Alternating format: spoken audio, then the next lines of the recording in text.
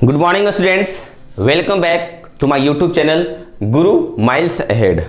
If you want to clear your concept, your all queries, watch the video till end and subscribe and share. Don't forget to subscribe and share. अगर आप अपना parts of speech, tense, voice, narration या जिस किसी का भी video देखते हैं तो उसको आप लास्ट तक देखें ताकि हर एक कॉन्सेप्ट आपका क्लियर हो और लास्ट में पूछे जाने वाले सवालों का आप जवाब दें कि आप कितना अपना कॉन्सेप्ट क्लियर कर पाए हैं। तो आज की वीडियो में हम प्रोनाउन के बारे में पढ़ेंगे। आज की वीडियो में हमको प्रोनाउन के बारे में पढ़ना है कि प्रोनाउन क्या होता है, प्रोनाउन का यूज कहाँ होता है, हम इसका यूज कहाँ कहाँ करेंगे, इसका इस्तेमाल कैसे होता है। तो पिछली वीडियो में हम लोगों ने नाउन के बारे में पढ़ा था, आज की वीडियो में हम प्रोनाउन के बारे में पढ़ेंगे। तो प्रोनाउन का हिंदी क्या होता है? तो प्रोनाउन का हिंदी सर्वनाम होता है। प्रोनाउन का हिंदी सर्वनाम होता है। ठीक है, अब यहाँ पे देखेंगे कि प्रोनाउन का डिफिनेशन क्या होता है, प्रोनाउन कैसे यूज होता है। तो देखेंगे यहाँ पे कि प्रोनाउन, अगर आपसे कोई पूछेगा कि व्हाट इज प्रोनाउन, तो आप अगर बताते हो कि a word which is used in the place of noun is called pronoun, तो इतना लंबा हम लोगों को नहीं जाना है। The word which is used to use in the place of noun is called pronoun, उतना लंबा नहीं जाना है, वो जूनियर लेवल के लिए बच्चों के हैं। आपको एडवांस बनना है, आपको आप सीनियर हो चुके तो आपको सिर्फ और सिर्फ क्या बताना है कि नाउन सब्स्टिट्यूट, नाउन सब्स्टिट्यूट मतलब कि वैसा वर्ड जिसका उपयोग नाउन के जगह पे हो। जैसे कि आप देखे होंगे, आप अपने घर में टीवी में क्रिकेट में देखे होंगे, क्रिकेट गेम में देखे होंगे कि अभी कोई दूसरा प्लेयर फील्डिंग कर रहा था, प्ले 11 में किसी और का नाम था, और जब फील्डिंग की बारी आई या फिर जब किसी प्लेयर को चोट लग जाती है तो उसके जगह पे कोई दूसरा प्लेयर आके फील्डिंग करने लगता है। तो वो दूसरा प्लेयर कैसे आता है, मतलब ये मेन है और इसके जगह पे कोई आए उसको हम लोग प्रोनाउन कहते हैं, है ना। मतलब कि एक्चुअल काम इसी का है, एक्चुअल काम नाउन का ही है, लेकिन नाउन के जो जगह पे आए उसको हम लोग क्या बोलते हैं, प्रोनाउन बोलते हैं, जो नाउन के जगह पे आता है। तो सिंपल में आपको बताना है कि noun substitute equal to pronoun, जो नाउन के जगह पे आता है उसको हम प्रोनाउन बोलते हैं। अब आगे देखेंगे काइंड्स ऑफ प्रोनाउन। प्रोनाउन के काइंड्स कितने होते हैं, कितने प्रकार के प्रोनाउन होते हैं, इसको हम लोग बहुत ही आसान तरीके से, बहुत ही ट्रिकी मेथड से देखेंगे। तो फर्स्ट में यहां देखेंगे kinds of pronoun.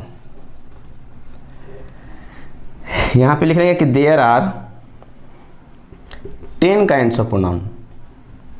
You also see there are 8 kinds of pronoun in some books. लेकिन हमको 10 अगर प्रोनाउन दिए हुए हैं तो 10 प्रोनाउन को पढ़ने में क्या दिक्कत है, आगे चलकर प्रोनाउन की संख्या कम होती जाती है, एक दूसरे में मर्ज हो जाते हैं। तो यहाँ हम लोग 10 के बारे में पढ़ेंगे ताकि हमारा सारा पहले से स्टार्टिंग से ही कॉन्सेप्ट क्लियर होते जाए, आगे हमको आसान पड़े। तो there are 10 kinds of pronoun. There are 10 kinds of pronoun. Pronoun के 10 काइंड्स होते हैं। अब यहाँ पे पहला लिखेंगे, पहला हम लोग क्या लिखना है, पर्सनल प्रोनाउन। ठीक है ना, पर्सनल प्रोनाउन, पर्सनल प्रोनाउन लिख लिए। अब पर्सनल प्रोनाउन का हिंदी क्या होता है, तो व्यक्तिवाचक होता है, व्यक्तिवाचक,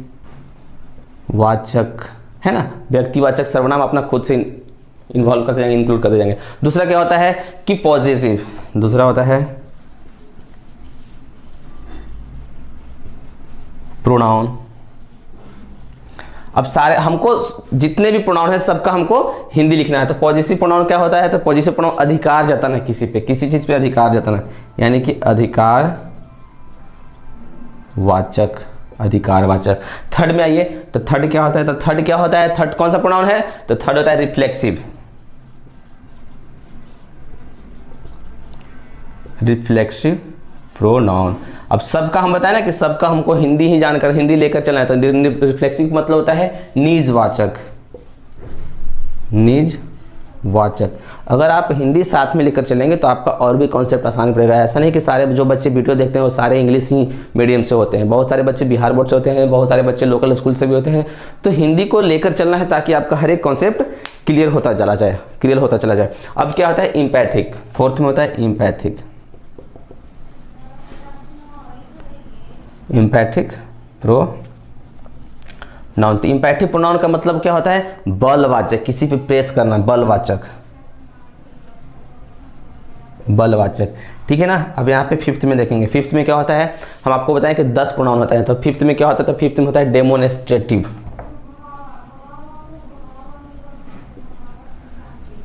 डेमोन्स्ट्रेटिव प्रोनाउन। डेमोन्स्ट्रेटिव प्रोनाउन का हिंदी क्या होता है? तो डेमोन्स्ट्रेटिव प्रोनाउन का हिंदी संकेतवाचक होता है। संकेतवाचक होता है। नेक्स्ट में हो जाएगा इंडेफिनिट प्रोनाउन।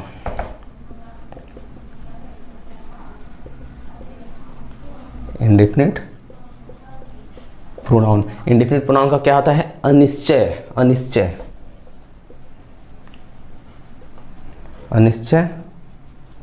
अनिश्चयवाचक है ना। अब क्या होता है? डिस्ट्रीब्यूटिव, 7th में।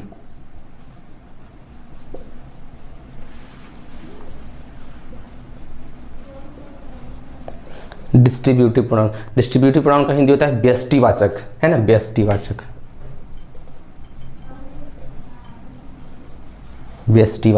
है ना। अब यहाँ पे 8 में देखेंगे। अब हम लोगों ने बारी बारी से हर एक नाउन के बारे में पढ़ा है, बारी बारी से हर एक नाउन के बारे में हम जानकारी इकट्ठा कर रहे हैं। तो आप मेरे वीडियो को एंड तक देखेंगे, लास्ट तक देखेंगे, ताकि जब हम इसका एक्सप्लेन करेंगे, इसका डेफिनेशन हम एक्सप्लेन करेंगे, तो बहुत ही ट्रिकी मेथड से हम इसका डिफिनेशन एक्सप्लेन करेंगे, बहुत ही ट्रिकी मेथड से। आपको याद करने का आवश्यकता ही नहीं पड़ेगा। एक बार मेरी वीडियो को आप लास्ट तक देख लोगे, आपका हर एक कॉन्सेप्ट क्लियर होगा। आप बहुत ही आसान तरीके से, बहुत ही आसानी से आप इस चीज को याद कर लोगे। अब नेक्स्ट होता है रेसिप्रोकल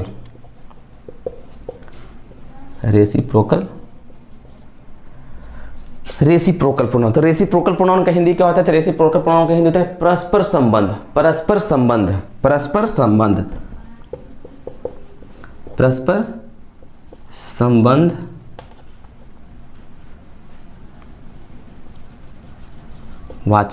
संबंधवाचक है ना। रेसिप्रोकल का मतलब होता है परस्पर संबंधवाचक।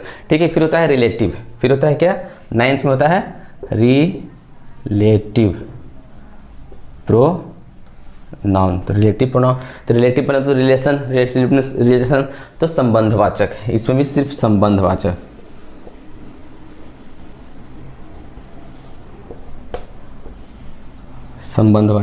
यहाँ पे हो जाएगा आपका 10th last, interrogative pronoun. Last क्या होता है? Interrogative pronoun.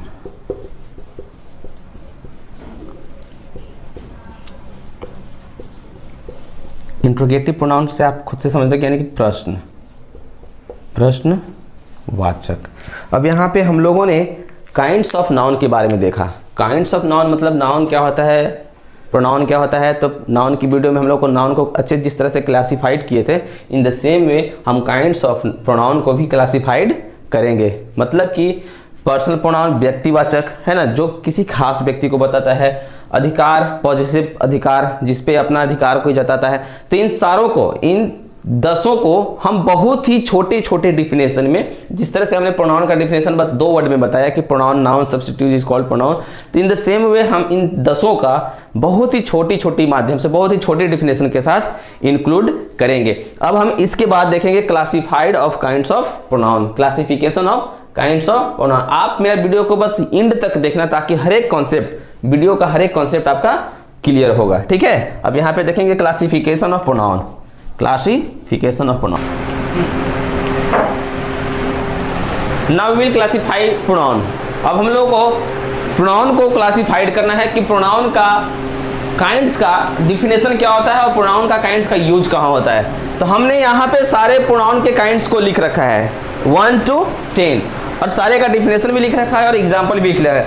तो अब इस छोटी सी ट्रिक के माध्यम से हम लोगों को सारा प्रोनाउन का डिफिनेशन को क्लासिफाइड कर लेना है, वर्गीकृत कर लेना है, सारा को तोड़ निचोड़ कर रख देना है। अब यहाँ पे देखेंगे, सबसे फर्स्ट में यहाँ पे है पर्सनल प्रोनाउन। पर्सनल प्रोनाउन का हिंदी हम लिखवा चुके हैं कि पर्सनल प्रोनाउन का हिंदी क्या होता है। तो personal pronoun related to person और थिंग, मतलब कि वैसा प्रोनाउन जिसका संबंध पर्सन, किसी खास पर्सन से हो और किसी खास चीज से हो। जैसे अगर यहाँ पे है आई यानी कि मैं, खास व्यक्ति, वी यानी कि हम, यू यानी कि तुम। तो यानी याद करने का बहुत आसान तरीका है कि personal pronoun related to person और thing, personal pronoun related to person और थिंग। एग्जांपल में आई, वी, यू। ओके, ये आपका क्लियर हुआ। पॉजेसिव प्रोनाउन, तो पॉजेसिव प्रोनाउन क्या होता है, तो ये अधिकार किसी पे शो करता है। तो शोइंग पोजेशन और रिलेशन, मतलब कि अधिकार और संबंध बताना, एक दूसरे पर अधिकार और संबंध बताना। यानी कि this is my car, this is your pen, this is my house, like that. तो पॉजेसिव प्रोनाउन शोइंग पर्सन और पोजीशन और relation, personal pronoun related to person और thing equal to personal pronoun. तो ये बहुत ही आसान तरीका है आपको याद करने का। अब यहाँ पे रिफ्लेक्सिव प्रोनाउन आएंगे, तो रिफ्लेक्सिव प्रोनाउन के यहाँ पे लिखा हुआ है कि showing effect on the subject, मतलब सब्जेक्ट पे कोई इफेक्ट शो करता है, सब्जेक्ट पे कोई कुछ बताना, तो यानी कि माई सेल्फ योर सेल्फ, तो आई डू दिस वर्क, मैं यह काम करता हूं। अब यहां पे माई सेल्फ लगा हुआ है, तो माई सेल्फ देखिए तो कि माई सेल्फ का प्रेस आ रहा है, माई सेल्फ बता रहा है कि खुद से मैं यह काम करता हूं। इसमें स्ट्रेस नहीं है, इसमें स्ट्रेस नहीं, इसमें बल नहीं है, लेकिन यह बता रहा है बहुत सिंपल वे में कि मैं खुद से कपड़ा धोता हूं, मैं खुद से कपड़ा धोता हूं। तो ये जो रिफ्लेक्सिव प्रोनाउन है वो showing effect on the subject, मतलब सब्जेक्ट पे कुछ घटित होता है, इसको यह बताता है। तो I do this work my self, मैं यह काम खुद करता हूं, है ना। अब यहां पे देखेंगे इंपैथिक प्रोनाउन, इंपैथिक प्रोनाउन, तो स्ट्रेसिंग, तनाव, खिंचाव, बल, स्ट्रेसिंग अपॉन द सब्जेक्ट, इसमें ना सब्जेक्ट पे बल पड़ता है। तो माई सेल्फ और योर सेल्फ दोनों जगह पे सेम ही है, ये ही आपका थोड़ा सा यहां पे समझना है कि ये क्या है कि इफेक्ट शो करता है सब्जेक्ट पे, लेकिन ये क्या है कि स्ट्रेस, बल देता है सब्जेक्ट पे, ताकत के साथ बोलता है। तो I myself do this work, मैंने खुद इस काम को किया है, मैं खुद इस काम को करता हूं। यहां पे स्ट्रेस के साथ माई सेल्फ का यूज होगा, और यहां पे रिलैक्स वे में माई सेल्फ का यूज होगा। यहां पे सिंपल वे में होगा, देखिए माई सेल्फ जब लास्ट में आए तो समझ जाना कि वो रिफ्लेक्सिव प्रोनाउन है, और सब्जेक्ट के बाद जब ही माई सेल्फ का यूज हो तो समझ जाना कि वो इंपैथिक प्रोनाउन है। ये क्लियर हो गया आपका कॉन्सेप्ट। चलिए आगे आते हैं, डेमोन्स्ट्रेटिव प्रोनाउन। तो डेमोन्स्ट्रेटिव मतलब इंडिकेट, कहीं भी आप जाते होगे तो कहीं चौक चौराहे पे देखे होगे कि इस तरह से साइन किया हुआ होता है, इधर रमेश चौक है, इधर दिल्ली है, इधर यमुना नगर, इधर राजेंद्र नगर टर्मिनल है, तो ये आपको दिखाता है, ये आपको इंडिकेट किया होता है। तो इंडिकेटिंग पर्सन और थिंग, किसी चीज को इंडिकेट करना कि this is my car, that dog is my, like that, तो वो पर्सन और थिंग को रिलेशन करना था, this is, that is, this, तो दिस दोज जो हो गया वो प्लूरल हो गया, दिस दैट हो गया वो सिंगुलर हो गया। दूसरी चीज कि दैट का प्रयोग किसी दूर वस्तु के लिए होता है, और दोज का प्रयोग भी किसी दूर वस्तु के लिए होता है। दैट का प्रयोग और दिस का प्रयोग सिंगुलर के होता है, और दिस का प्रयोग और दोज का प्रयोग प्लूरल के लिए होता है। अब यहां देखेंगे इंडिफिनिट प्रोनाउन। इंडिफिनिट प्रोनाउन क्या होता है? अनिश्चयवाचक। तो indefinite pronoun referring to an indefinite person और थिंग, मतलब ये नाउन, ये प्रोनाउन क्या करता है कि रिफर करता है कोई अनिश्चय, मतलब अनलिमिटेड, है ना, इनफिनाइट चीज को, इनफिनाइट पर्सन और थिंग्स को, इंडिफिनिट अनिश्चयवाचक को। जैसे नोबडी, नोबडी में पता नहीं है कि कितने लोग हैं, क्या है, नहीं है ना। नो वन, नन, नन में भी नहीं पता है कि कितने लोग हैं, किसी की संख्या क्या है, नहीं है। वन, नो वन, इसमें भी किसी की संख्या ज्ञात नहीं हो रही है। तो कह रहा है कि referring to an indefinite person और thing is called indefinite pronoun. Nobody, none, one is the example of this pronoun. Okay, distributive pronoun. अब यहां पे देखेंगे डिस्ट्रीब्यूटिव प्रोनाउन। तो डिस्ट्रीब्यूटिव प्रोनाउन में कह रहा है कि referring to each and individual member of class, मतलब एक ऐसी जाति जिसका एक क्लास हो, एक अपना जाति हो, एक ग्रुप हो। तो उन लोग, जैसे यहां पे ईच, आइदर, नाइदर, तो ईच में देख रहे हैं कि each of the girl got a prize, मतलब कि क्लास में बहुत सारे स्टूडेंट थे, लेकिन ईच ऑफ द गर्ल, वो गर्ल्स, जितने भी गर्ल्स की समूह थे, जितने भी गर्ल्स की जाति थी, उन लोगों को प्राइज मिला। तो यहाँ पे इंडिविजुअल मेंबर ऑफ क्लास, मतलब ईच, आइदर और नाइदर। अब यहाँ पे रेसिप्रोकल प्रोनाउन में आएंगे। तो रेसिप्रोकल प्रोनाउन में कह रहा है कि एक्सप्रेसिंग ऑन म्यूचुअल एक्शन और रिलेशन, जैसे कि आज के जमाने में फेसबुक बहुत हाईलाइटेड सोशल मीडिया हो गया, तो फेसबुक में देखिएगा कि म्यूचुअल फ्रेंड, मतलब कि हमको उससे सामने से जान पहचान नहीं है, फिर भी वो मेरा दोस्त है, फिर भी वो मेरा फ्रेंड है, और वो तुम्हारा भी फ्रेंड है, तो दैट इज कॉल्ड म्यूचुअल। तो यहां पे कह रहा है कि रेसिप्रोकल में कह रहा है कि एक्सप्रेसिंग ऑन म्यूचुअल एक्शन और रिलेशन, एक परस्पर संबंध, उससे मेरा सामने से संबंध नहीं लेकिन पीछे से संबंध, परस्पर संबंध को वो शो करता है। तो each other, one another are the example of reciprocal pronoun. अब यहां पे देखेंगे रिलेटिव प्रोनाउन। तो रिलेटिव प्रोनाउन क्या कर रहा है? तो relating to an earlier noun, मतलब वैसा नाउन जिसका संबंध पहले नाउन से हुआ हो। जैसे यहां पे एग्जांपल के माध्यम से समझेंगे, इसका भी example who, which, that he होता है, लेकिन I know the boy who is intelligent, तो हु यहां पे मेरा रिलेटिव प्रोनाउन हो गया। लेकिन अगर हम कहें कि आई की जगह पे क्या है, तो आई की जगह पे राम है, सपोज आई की जगह पे राम है, तो राम के जगह पे आई यूज हुआ, यानी कि आई प्रोनाउन हो गया। और ये जो नाउन के जगह पे जो प्रोनाउन हुआ, क्योंकि हम पहले ही नाउन प्रोनाउन जब पढ़े थे तो बोले थे कि नाउन सब्स्टिट्यूट मतलब नाउन की जगह पे यूज होने वाली चीज को, तो ये नाउन की जगह पे आई का इस्तेमाल हुआ है प्रोनाउन। तो ये हु जो है ना वो पहले से पता है कि I know the boy who is intelligent, मतलब मैं उस लड़का को जानता हूं जो तेज है।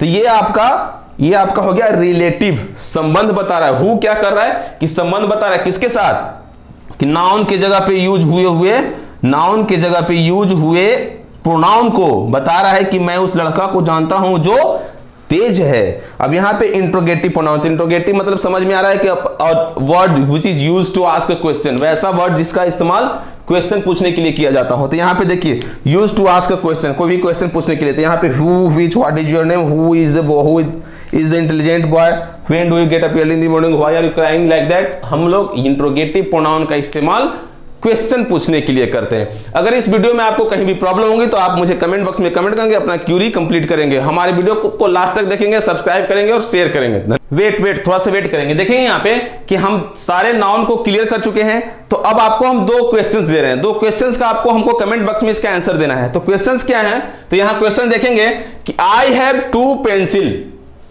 Who are black. तो इसमें आपको बताना है कि इसमें गलती कहां है, ये करेक्ट नहीं है, ये करेक्ट नहीं है, इनको करेक्ट करना है। तो I have 2 pencil who are black, तो इसमें गलती कहां है मुझे कमेंट बॉक्स में कमेंट करेंगे। और डू यू नो हुम बुक इज दिस, क्या तुम जानते हो कि ये किताब किसकी है, तो डू यू नो हुम बुक इज दिस। तो ये दोनों गलत सेंटेंस है, ये दोनों क्या है, गलत सेंटेंस है। तो आपको सही सेंटेंस क्या होगा, वो सही सेंटेंस मुझे कमेंट बॉक्स में कमेंट करने हैं। This is your homework. Thank you.